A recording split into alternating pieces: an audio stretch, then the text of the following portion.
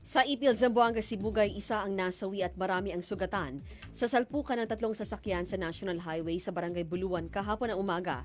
Bigla daw pumasok sa kabilang linya ang isang elf truck at bumangga sa kasalubong na pampasaherong bus. Isa pang motorsiklo ang nadamay na nasa likod ng bus nang mangyari ang aksidente.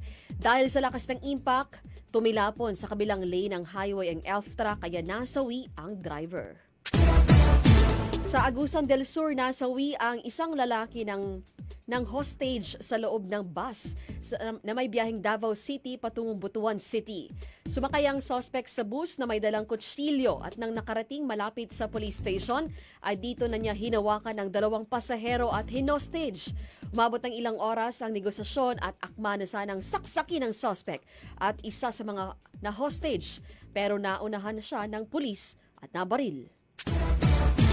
Sa Davao del Norte, natuwa ang ilang mga lider ng kalamuran sa Talaengod sa naging conviction ni Franz Castro at Sator Ocampo. Ang desisyon ng lower court ay may kaugnayan sa kasong kidnapping ng mga kabataan laban kay Castro at Ocampo. Para sa tribong Ata Manobo ng Davao del Norte na ang conviction ng dalawa ay maituturing nilang tagumpay.